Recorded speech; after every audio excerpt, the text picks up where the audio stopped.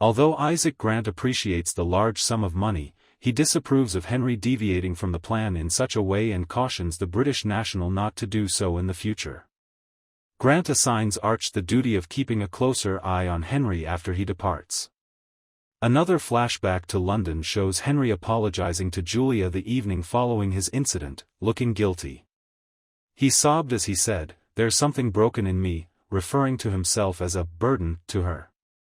"Let me and this baby be your guiding light," she said, dismissing that idea.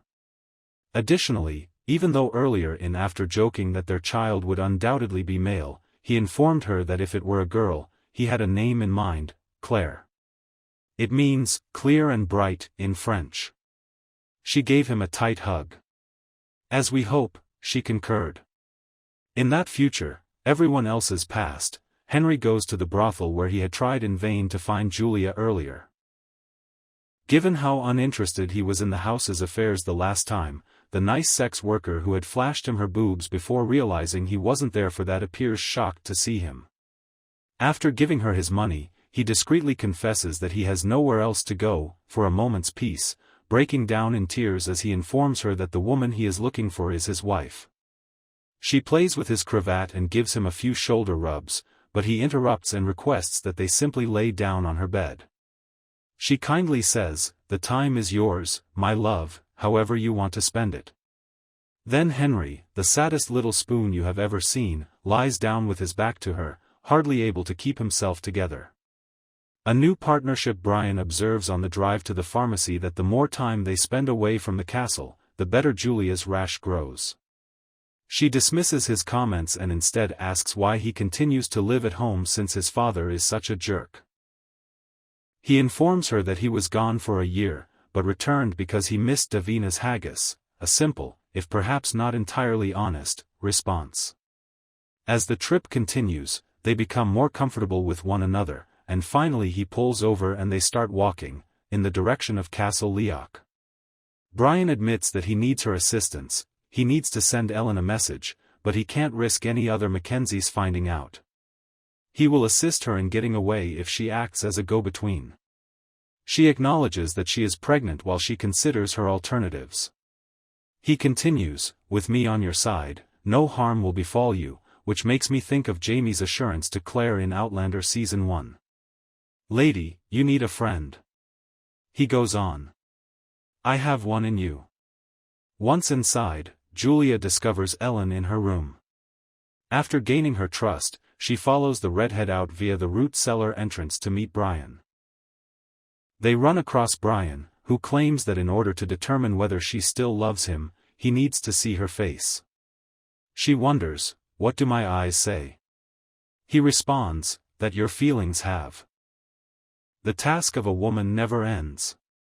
In 18th century Scotland, as this week's Outlander, Blood of My Blood demonstrates, that labor entails fabricating a massive deception to shield the people you care about the most. Both Ellen and Julia are thrown headfirst into plans in Episode 4 that call for them to maintain significant ruses. Simon Fraser is tricked into thinking he is the father of Julia's child. Ellen has to pretend that she wants to wed Malcolm Grant while secretly lusting for Brian, her true love. At least in this episode, are the women successful? Indeed. Am I really concerned about what lies ahead for them both? Yes, too. Speaking of worry, Brian discovers a kindred spirit in an unexpected place, and Henry's war trauma becomes a greater issue in the past as well as the way past. The highlights of A Soldier's Heart are listed below. After a month apart, Simon Fraser returns to Castle Leathers as part of Julia's new plan. His absence has caused Julia to become increasingly concerned about the status of her pregnancy. She writes to Henry, "I've done everything I can to protect our baby, but I will always try to get back to you." In keeping with that, she applies a plant that resembles nettle all over her skin, leading Simon to believe it is a rash she occasionally gets. Disgusted, he instantly gives her authorization to seek assistance from a local pharmacy. But he wants her taken by his hired thug. Brian notices Julia's dissatisfaction right away and offers himself as a substitute driver. Simon is cool with it, maybe because he's thinking about other issues. In particular, none of the Grants appear to be interested in joining forces with him to oppose the Mackenzies. The elderly guy is certain that Ellen is a old maid who is tarnished goods, otherwise, why would her brothers suspect her of escaping the event with Malcolm Grant?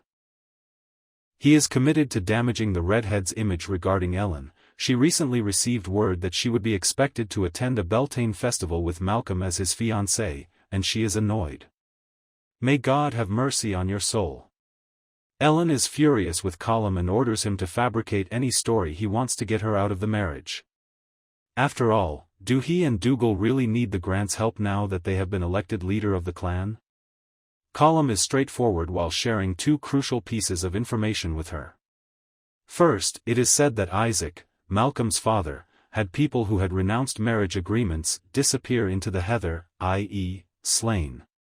Second, Red Jacob basically quit after making some terrible financial choices. His family is impoverished.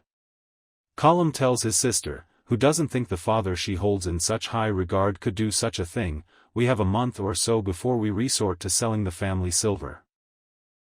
Colum adds that her marriage might be beneficial. In addition to the Grants' wealth, she could be able to work as an inside spy at Castle Grant. Ellen is furious.